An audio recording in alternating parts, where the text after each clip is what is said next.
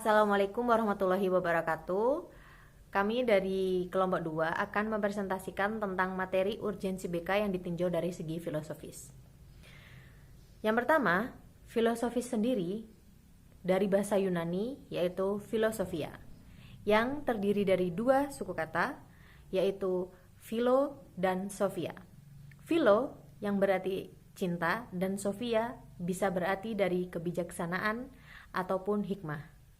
Inti dari ilmu filosofi adalah di mana kita mencari ilmu pengetahuan secara benar demi terwujudnya kehidupan di masyarakat atau di dalam manusia yang lebih teratur dan lebih bermanfaat bagi kehidupan masyarakat kita.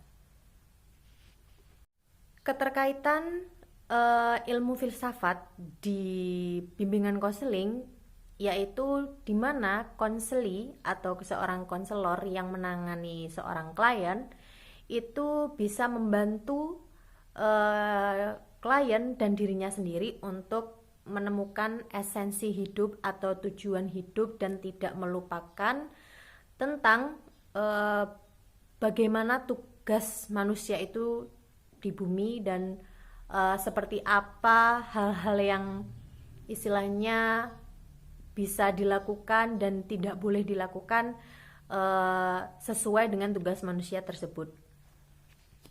Terkait prinsipnya, yaitu ada prinsip dari objective viewing dan the counselor must have the best interest of the client at heart. Nah, jadi dimana maksudnya dari yang poin pertama yaitu objective view. Jadi seorang konselor itu bisa membantu kliennya atau peserta didik atau seperti apa atau teman-teman yang ingin berkonsultasi itu lebih objektif atau lebih luas memandang sebuah masalah atau permasalahan khusus yang dialami. Nah, kemudian untuk yang poin kedua yaitu the counselor must have the best interest of the client at heart. Itu konselor harus punya rasa puas dalam membantu permasalahan dari kliennya tersebut. Oke. Untuk prinsip dari ilmu filsafat sendiri di dalam bimbingan dan konseling itu yang dikemukakan oleh Richard C. Nelson itu ada 10, yaitu yang pertama, guidance should be accessible to all people. Nah, yang dimaksudkan di sini adalah bimbingan itu bisa diakses oleh semua orang yang membutuhkan. Jadi ketika orang itu perlu untuk berkonsultasi kepada konselor atau konseli baik di sekolah maupun di luar lingkungan sekolah, itu harus hadir. BK itu harus hadir ke semua orang seperti itu. Dan prinsip yang kedua yaitu best guidance based on the concept that people have a right to assistance when they need it. Nah, BK atau sebuah bimbingan itu harus hadir ketika seseorang itu membutuhkan pertolongan tentang sebuah masalahnya, baik itu masalah khusus atau masalah yang secara luas yang mungkin saja bisa berdampak di kehidupan sehari-harinya.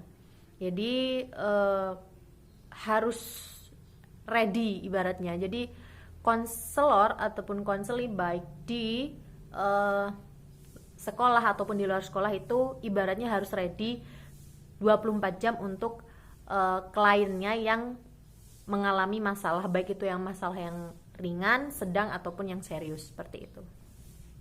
Kemudian yang ketiga itu ada guidance serve the people's need in order to enhance his change of realizing his potentialities for individual and societal ends. Nah, yang dimaksud dari pernyataan tadi, bimbingan dan konseling itu harus hadir dalam membantu klien ataupun seseorang yang membutuhkan bantuan untuk memunculkan potensi di dirinya sendiri dan juga potensi sosialnya. Jadi harusnya saya ini gimana sih gitu kan, ketika saya punya potensi A, apakah saya harus sesuai dengan potensinya di lingkungan sosial saya. Jadi bimbingan itu hadir untuk meningkatkan atau memberitahu atau memunculkan istilahnya potensi di diri sendiri dan sosial, seperti itu. Poin yang keenam yaitu guidance is both present and future oriented. Nah, bimbingan dan konseling ini juga hadir sebagai istilahnya orientasi itu pandangan untuk masa sekarang ini, bagaimana kita harus bagaimana ya hari ini, permasalahan ini, jalan keluarnya ini akan berdampak pada masa kini. Misalnya saya ini nggak bisa belajar matematika gitu kan. Nah, ketika itu kan mungkin saja bisa berdampak ke mentality, pikiran, atau seperti apa, dan akhirnya menimbulkan permasalahan lain hanya karena permasalahan itu hanya kecil. Nah, ketika saya tidak bisa ilmu matematika, nah ini BK ini hadir. Nah, hadirnya itu orientasi masa sekarangnya itu apa? Oh, ketika dia selesai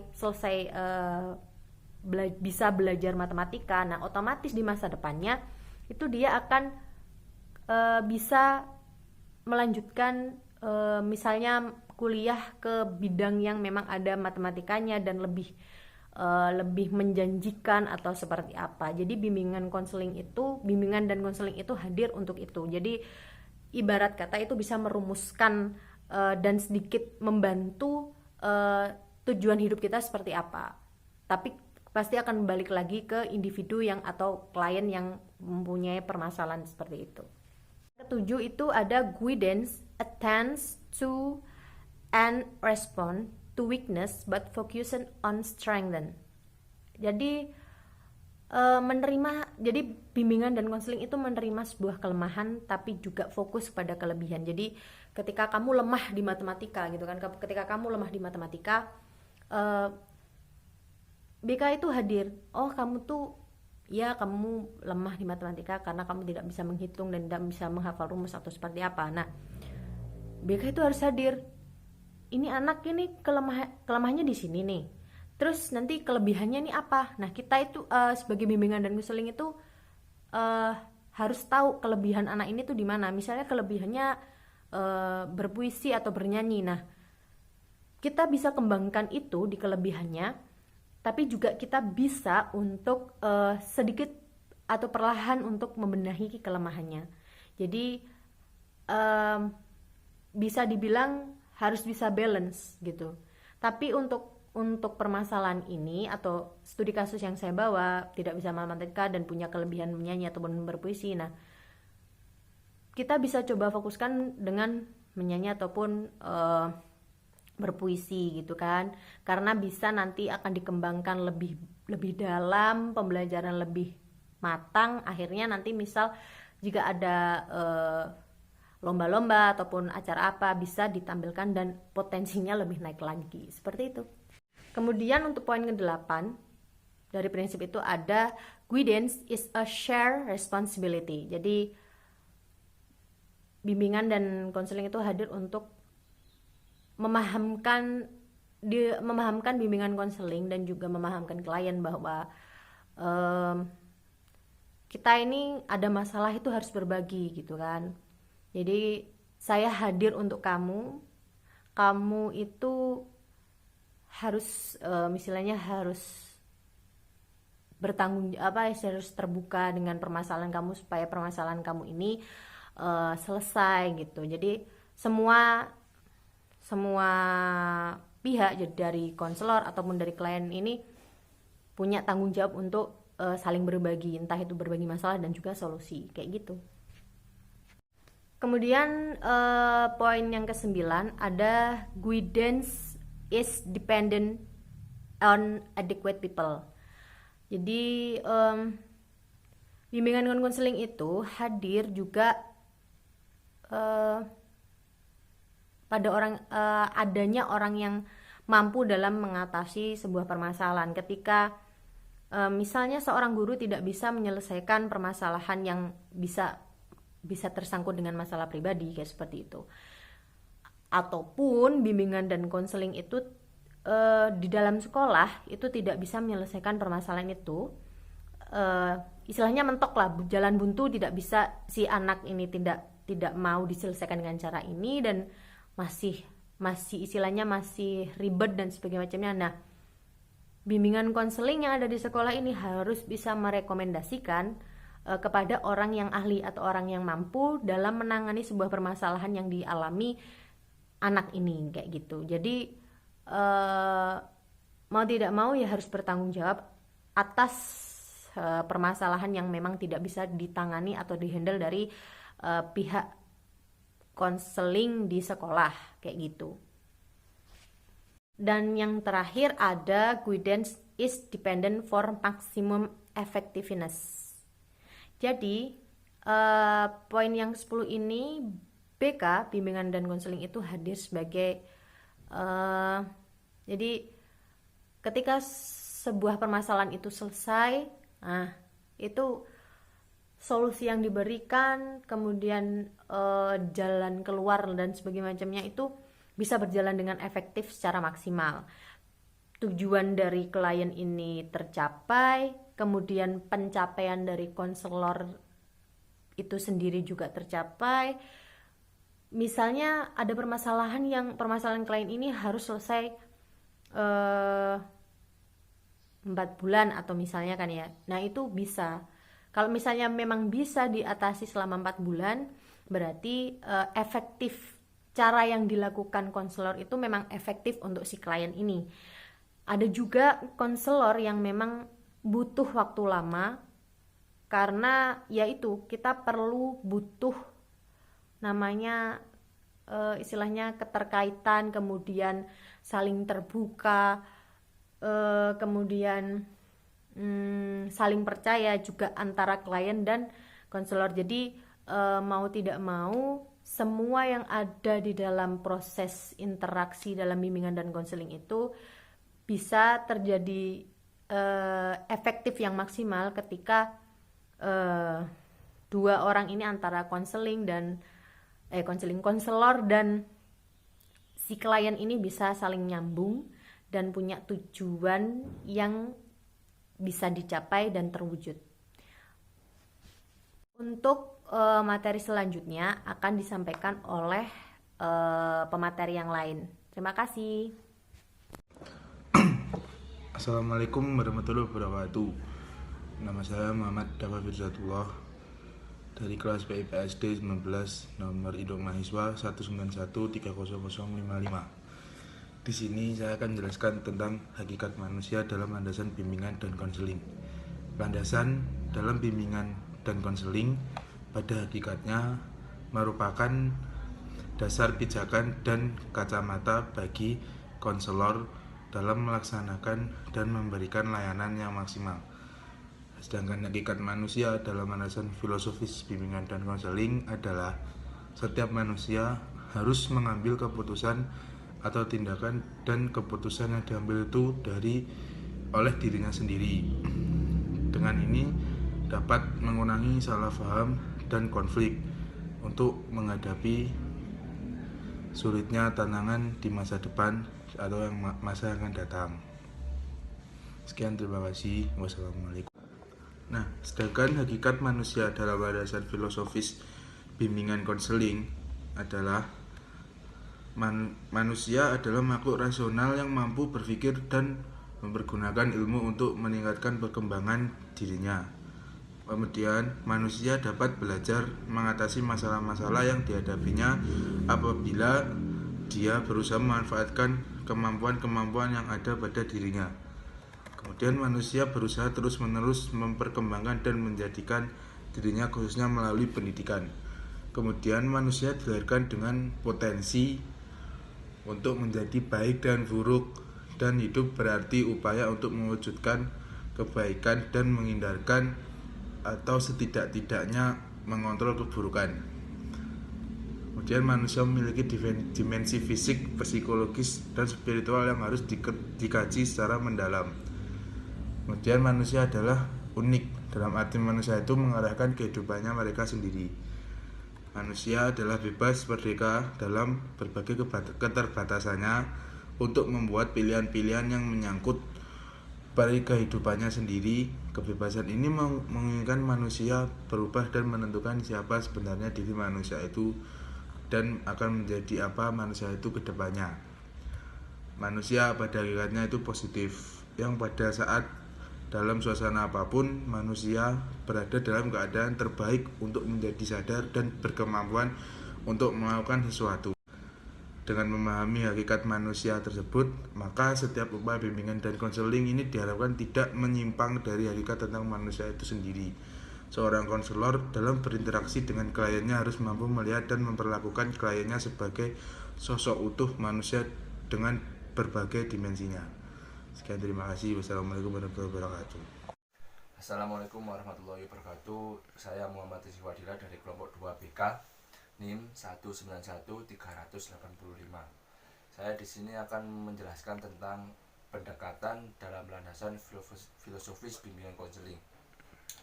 Filsafat dasar merujuk pada pandangan tentang manusia.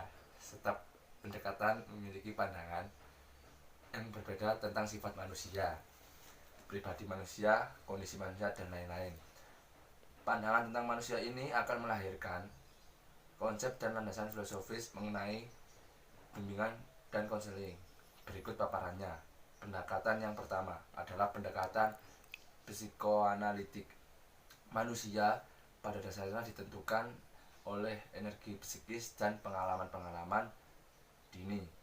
Motif-motif dan konflik-konflik tak sadar adalah sentral dalam tingkah laku sekarang. Kekuatan-kekuatan irasional kuat, orang didorong oleh dorong-dorongan sesuai dan agresif.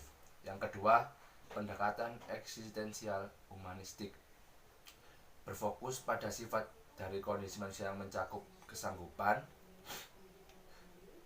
untuk menyadari diri, bebas untuk menentukan nasib sendiri, kebebasan dan tanggung jawab. Kecemasan sebagai suatu unsur dasar pencarian makna yang unik di dalam dunia yang tak bermakna, berada sendirian dan berada dalam hubungan dengan orang lain. Yang ketiga, pendekatan client-centered. Memandang manusia secara positif. Manusia memiliki suatu kecenderungan ke arah menjadi berfungsi penuh. Yang keempat, pendekatan Gestalt. Manusia terdorong ke arah keseluruhan dan integrasi pemikiran, perasaan, serta tingkah laku. Yang kelima, pendekatan analisis transaksional. Manusia dipandang memiliki kemampuan memilih. Apa yang sebelumnya ditetapkan bisa ditetapkan ulang, meskipun manusia bisa menjadi korban dari putus-putusan dini dan skenario kehidupan. Yang keenam, pendekatan tingkah laku. Manusia dibentuk dan dikondisikan oleh pengondisian sosial budaya. Pandangannya deterministik dalam arti tingkah laku dipandang sebagai hasil belajar dan pengondisian. Yang ketujuh, pendekatan rasional emotif. Manusia dilahirkan dengan potensi untuk berpikir rasional, tetapi juga dengan kecenderungan ke arah berpikir curang. Mereka cenderung untuk menjadi korban dari keyakinan-keyakinan yang irasional dan untuk mendoktrinasi dengan keyakinan-keyakinan yang irasional itu.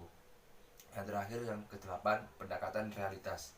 Manusia membutuhkan identitas dan mampu mengembangkan atau identitas kegagalan.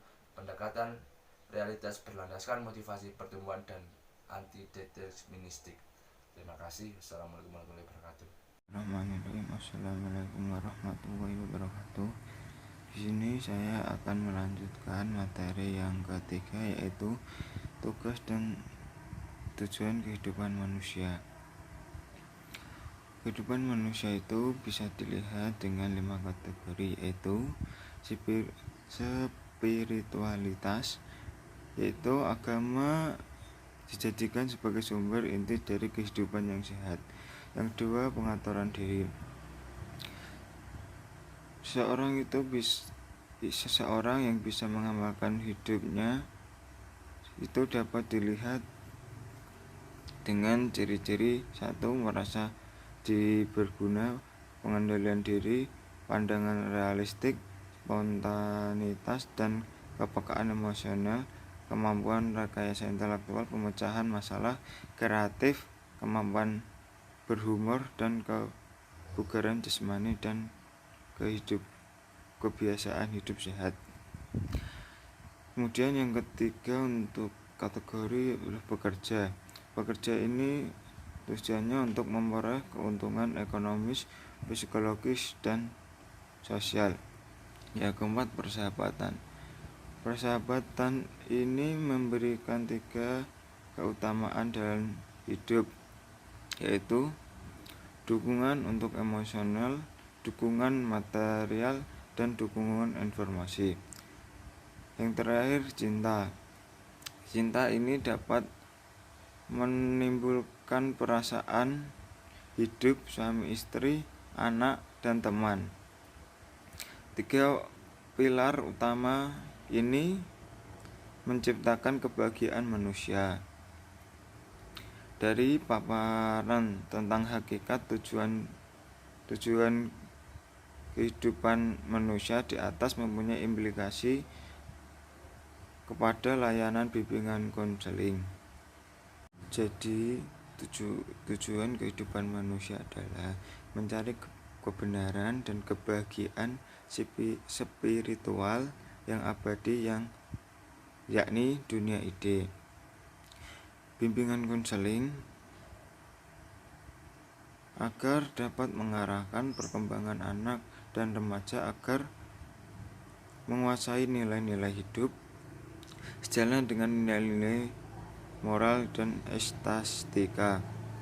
Kemudian materi selanjutnya akan disampaikan oleh teman saya. Wassalamualaikum warahmatullahi wabarakatuh.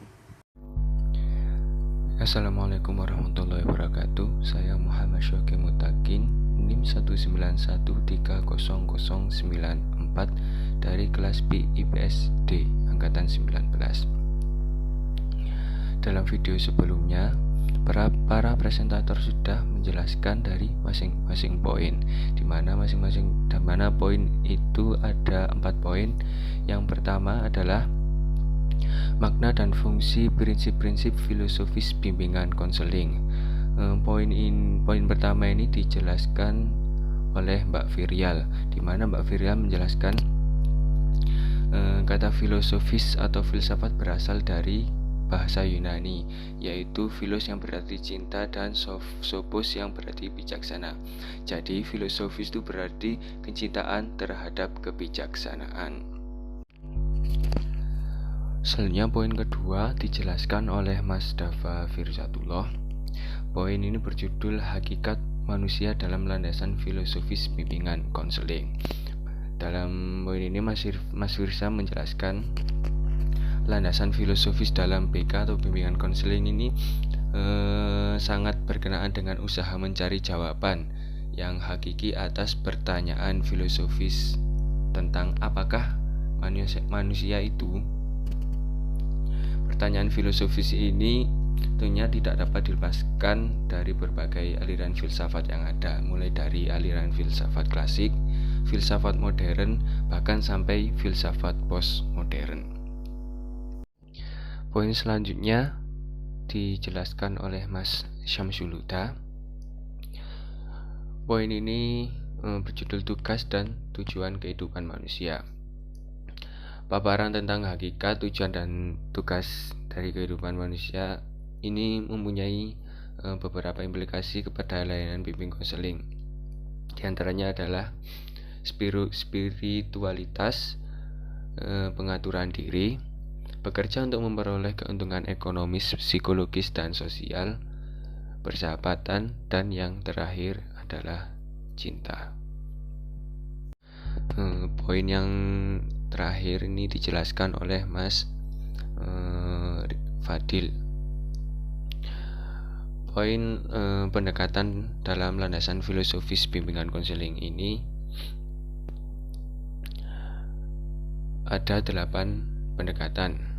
Mas Rizky menjelaskan 8 pendekatan, di antara lain yang pertama adalah pendekatan psikoanalitik, pendekatan eksistensial humanitik, client centered, Gestalt, analisis transaksional, pendekatan tingkah laku, pendekatan rasional emotif, dan yang terakhir adalah pendekatan realitas.